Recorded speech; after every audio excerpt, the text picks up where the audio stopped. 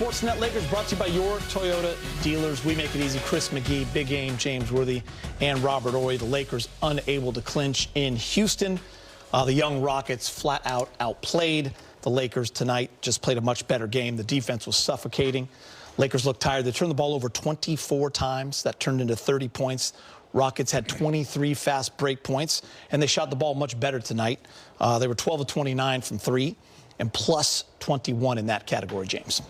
Yeah, you're talking about a desperate young Houston team that didn't want to, get swept at home. You knew they were going to come out with energy and effort, and they did. Without KD, a bunch of young players still with energy, creating 24 turnovers, Geeter, 17 steals, they had. They shot, I believe, the ball pretty good from the field as well. Got some high percentage shots. And the Lakers just didn't have the fight tonight. When you turn the ball over and giving up extra possessions, it's going to be hard to put a young, energetic team together. It's a tough task to finish out, a 3-0 lead and try to go 4-0. So now they get to come home and, redeem themselves and try to finish in Game 5. Yeah, one team was playing downhill, one team was playing uphill. And when you're playing uphill, like the Lakers, where you got a lot of energy at experience, then you turn the ball over, that makes that boulder come back down you even more. And I think one thing about a young team like this, they don't want to get embarrassed. So they came out with a lot of energy and life. As you see, Reed Shepherd finally stepped up for the Rockets, and it was just one of those nights where once the Lakers, I talked about it before, once the Lakers got punched, they just didn't know how to get out of the way. They just kept getting punched. It's almost like Thriller Manila, Muhammad had it, just kept hitting them like that. And you just got to get out of the way. And hopefully, this is a wake-up call, and Lakers understand, now you got to come home and take care of business, because you don't want the thing to go any longer, because confidence, like I mentioned earlier, is the biggest thing when it comes to playing basketball. All right, James, let's start with the Laker turnovers. 24 turnovers for 30 points. 8 of those came in the first quarter, and that really set the tone for this game. You could see the Rockets gaining momentum. The crowd was into it, and the young Rockets started to believe. You could call it tired legs coming off that emotional win 48 hours prior, guys playing a lot of minutes, or you can credit that Rocket defense, or a little bit of both. But the Rockets were feeling it tonight, and it was a tough night all around, though, for the Lakers, especially handing the ball. I think it was a collaboration of, a few things, Geeta. The Lakers have been very successful. Going up 3-0, I'm not sure if they expected that with or without KD. They did, expend a lot of energy doing so. But also the Rockets, a young team without KD, trying to prove that they can win at home, or they can compete. Like I said, in Game 2, they had a lot of offensive rebounds. Game 3, they had, I think, 18 offensive rebounds. Today, it was the Lakers turnovers. So they're capable of forcing you to play a certain way, and they'll take advantage of extra possessions. They'll take advantage of turning the ball over by, getting some easy buckets on the other end. And they showed tonight that they'll fight. So, and they didn't want to get swept. So the Lakers are going to have to, have their antennas up, regain that, that toughness that they had in the first 3 games, and really finish well at home. Don't give them that head start. They gave them a head start tonight with those early 8 turnovers. It's like you're in a race. You got like a big head start, and they never could, redeem themselves. Rob, I looked at halftime. The Lakers had 14 turnovers, and they were down 9. They only scored 47 points, so they were struggling. But they were only down 9. So we all felt coming out in that third quarter, we would know pretty quickly. If this is a close game and the Lakers can get it down the stretch, we all felt they're going to win this game. Rockets, however, 34-18 in that third. Yeah, 34-18, and you look, and when you talk about the Lakers offense, you see where you got Rui scoring, you have LaRavia scoring, you have Connect scoring. But when it's like a steady diet of 8, and I'm like, oh, even though I picked him as my pick, I'm like, if y'all going to 8, it's almost like y'all not running your offense like you normally do. And that's when I was like, okay, they're just trying to get through this game. And sometimes when you just try to get through a game, you just want to get home and you want to try to end it at home. But I just thought the energy was kind of subpar. I just thought, the lack of concentration. To me, if you go down the list, Ayton and Marcus Smart, they came out to play. Everybody else was kind of in neutral and cruise control. But, you know, that's what happens sometimes when you get really complacent. We talk about that when you get up. You get the fat cat syndrome. You want to sit back like, oh, we got this thing. KD's not playing. Oh, we got this thing.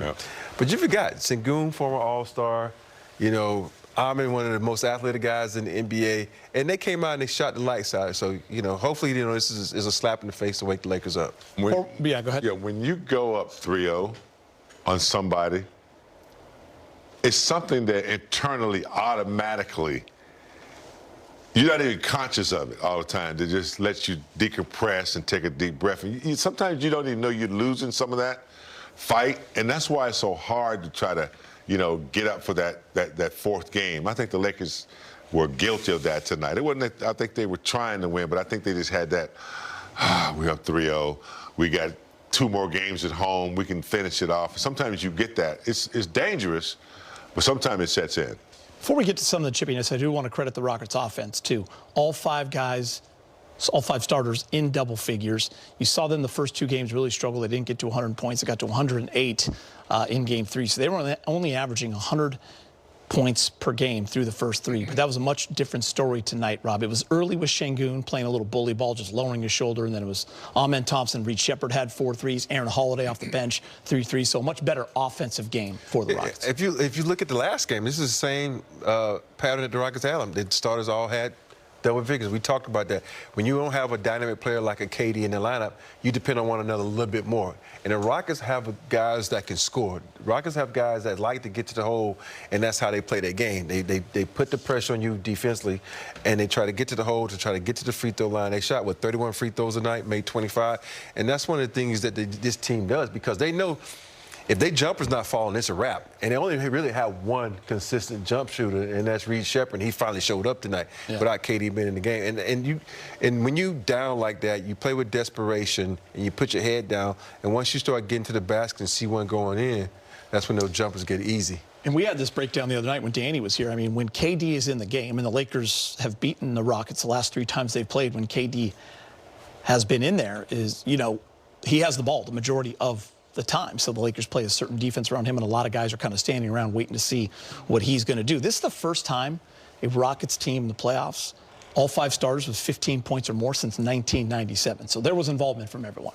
And to think about it, you know, no Van Fleet, you know, they're doing it without a legitimate point guard in tonight's game. You know, they depend on KD to handle the ball a lot. And a lot of times, you know, teams have gotten used to blitzing him, figuring out a way to get it out of his hands. Shepherd, you know, he can be exposed. He's a great offensive player, but he can be exposed on the defensive end, as Marcus Smart has shown us. So, but Gita, without a legitimate point guard, for them to be able to be active and find ways to, you know, put the ball in the bucket and get production, that says a lot about the collective effort of athletes that they have. So right there, we're showing you some of the chippiness that was going on. That happened throughout the game. I mean, DeAndre Ayton got a flagrant 2. I didn't think that was necessary. Absolutely, I thought that was absolutely a flagrant 1. Then they kicked 2 more guys out of the games. I think it was Okogie and then Noah. It was Holiday and Theo. Holiday and Theo. Yeah, and Theo got kicked out of the game. So it was getting a little wild. But listen, the Rockets, we're not playing like a team that was down 3-0 in terms of that cockiness and that chippiness, and I think the Lakers got to take that with them into Wednesday night. I mean, this series all of a sudden got real, right? You just hadn't seen it. You're seeing it across the board in the NBA playoffs. You just hadn't seen it yet in this series. That's what they say. These little young Thundercats think they still got a chance, you know, and they do. And you just got to come out there with that energy and emotion. And we talked about it before. When you're down, you have a little bit more pep in your step. You have to match that energy. And the Lakers were matching that energy until that 3rd quarter. And then that's when they just, you know, all the wind went out the sails. And for me, you got to figure out how to get back home now, because sometimes with teams like this that are young and don't know any better. That's what I was saying today, too. Is when young teams are, we won 1. We can win 4 in a row, or 3 in a row, or 2 in a row. And so the Lakers got to come in. They got to punch first. That's one of the things that I always tell, don't wait to get hit. You hit first, and then you figure it out from there. And so when they get home, the Lakers got to hit first. They got to play downhill and make the Rockets play uphill, because if they don't, they're going to have to get back on a plane, travel 3 hours to H-Town, and it's going to be hard, because KD might be back, even though AR might be back, but you don't want a team to get momentum. That's the big unknown, because if KD messes around and come back, then you're like you're putting yourself in jeopardy. But you know, the Houston Rockets right now, they're like a baby rattlesnake. You know, they bite you and they don't know when to stop biting. They just release all their venom, as they did tonight. They know they're going back to LA. They got a little physical, tried to start something to let the Lakers know that, look, we're not going to back down. So with that in mind, the Lakers got to regroup, maybe have a conversation on the way back on the plane, because you can't allow them to come in with that attitude and control the momentum of the game, offensive rebounds, you know, turnovers. You can't allow that to happen again at home. But if I would have told you a week ago that the Lakers would be up 3-1 coming home in Game 5, I think we'd all sign up for that. I think you're crazy. Yeah, we'd all sign up for that. So it's a playoff series. LeBron with Mike Trudell in the media. LeBron, you knew it was going to be quite a mental and physical challenge to sweep any team, let alone a team as good as Houston. Where did you see this kind of flip as they built the lead up? I mean, we did a good job in the second quarter of kind of cutting into the lead, you know, and then we had a few turnovers, which was our kryptonite tonight. I mean, obviously, we know coming into the series, we have to protect the ball versus them, not have too many pick sixes, which we did all night. And I mean, it started with me, obviously. My turnover was unacceptable, but you know, we do a better job with that on Wednesday. We understand that offensive rebounds for them and pick sixes is not going to be good for our ball club. And you know, you give them credit where credit is due. They won the game tonight. You mentioned that being up 3-0 did not give you any comfort. It's still the first of 4, and so what is the mindset now? As you do get an additional day of rest, at least going home, but what's the mindset going into Game 5? It's the same as it was going in the first 4. You know, we understand what our game plan is, and we didn't execute that, you know, to 48 minutes today. So, you know, we get better from that. Despite the win in Game 3, there was some slippage in the second half, and some of the same issues you mentioned, the turnovers, came up in this game. Now, having played the 6 tough quarters, kind of going back home, do you feel like the team at least knows what to identify and address? No, we knew before the series even started. So, you know, we knew, and we understand that if we want to win this series, and that we have to protect the ball, and we have the defensive rebound, and we have to be, and obviously bring that toughness, which we did tonight. I'm not worried about that. So, but the turnovers obviously killed us, you know, from the start to the finish.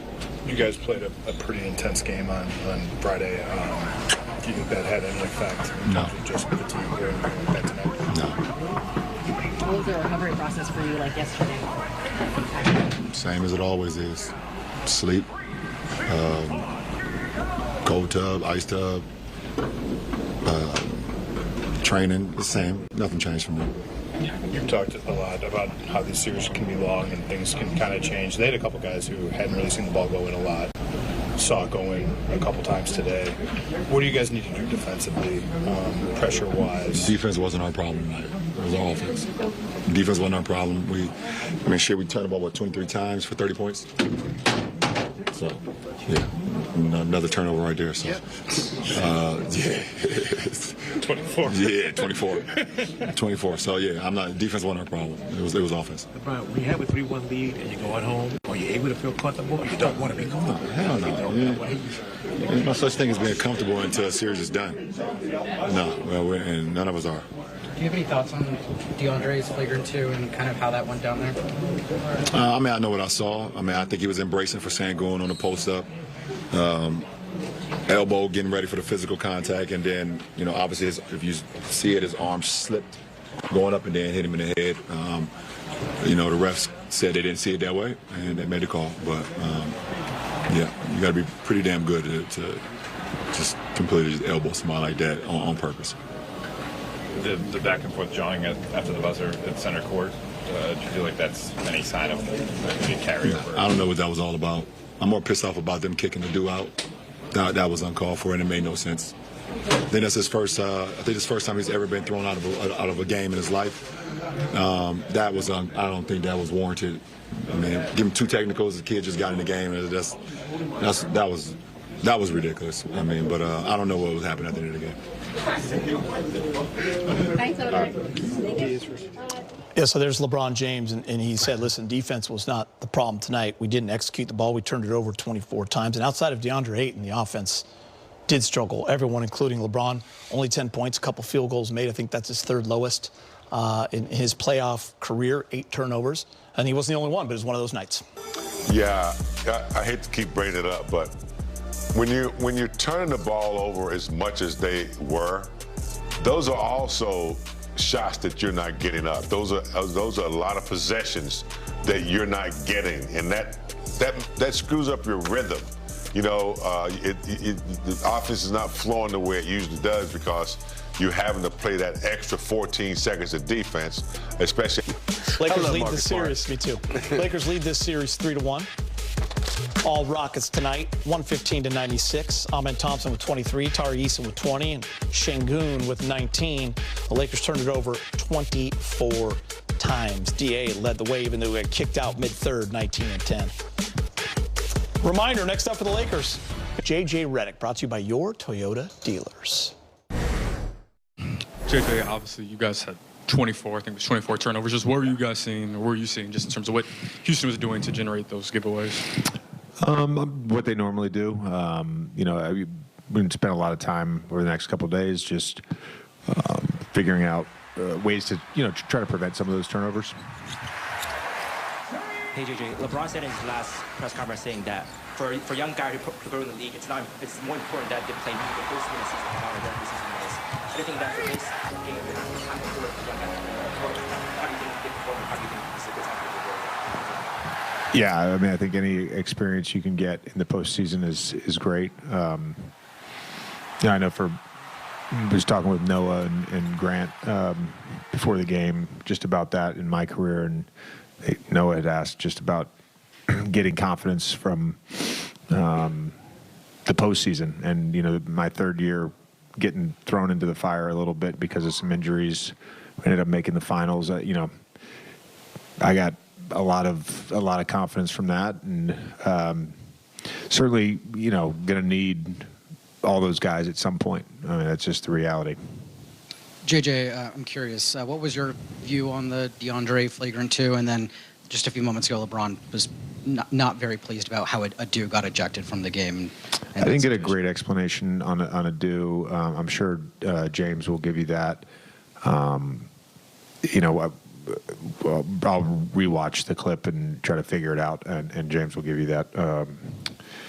On the DA thing, I mean, DA's like he's got such a sweet, just like kind soul, and no, that wasn't dirty or intentional. It looked, from our vantage point, like he was trying to brace himself with that off arm. I think it was his left arm, but trying to brace himself against Şengün's body, and looked like his arm just kind of slipped, and obviously hit him in the head. But I don't know that if 2 was warranted. I don't think DA would ever do anything malicious. JJ, they had a number of players that haven't really seen the ball go in a lot this series. They saw it go in tonight. Just as you move forwards, like defensively, what do you guys need to do to maybe turn that faucet off a little bit for Holiday and Eason? Yeah, well, I mean, Holiday is a laser for us, so he shouldn't be getting catch and shoot threes, and we'll certainly look at the entire process on the defensive end and see where we can be better. They played a great game. I have 2 for you, JJ. You were out at center court with a lot of your team. A lot of Houston was out there, too, after the final buzzer. What was going on, and is there anything that needs to kind of be addressed so there's not carryover when the game gets out of hand for Game 5? I don't know if you guys have ever been, walked down, a street. Not that I have walked down, Bourbon Street or Beale Street in Memphis much, but sometimes when you walk down those type of streets, you see something going on inside one of the bars or clubs, and you kind of want to just peek your head in. I didn't know what was happening, so I just kind of walked over there to peek my head in. Didn't feel like anything was happening, so we left.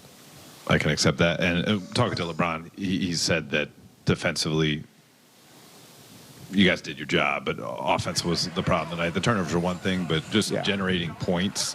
Yeah. Obviously, you guys have 57 points in street clothes, but where does the thing stand with your offense headed back home? Again, I mean, this is a top 10 defense the entire season.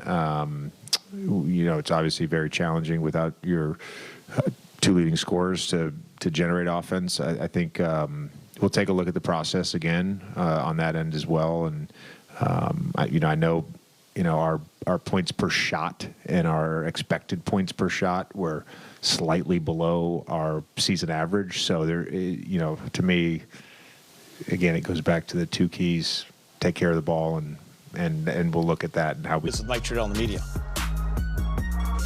DeAndre, LeBron just told us that he thought you were kind of bracing for, contact physical. Chingu, and obviously he's physical backing in, and then maybe the arm slipped. What did you see from your standpoint on that play? Yeah, I was really just trying to brace, the contact was saying going in.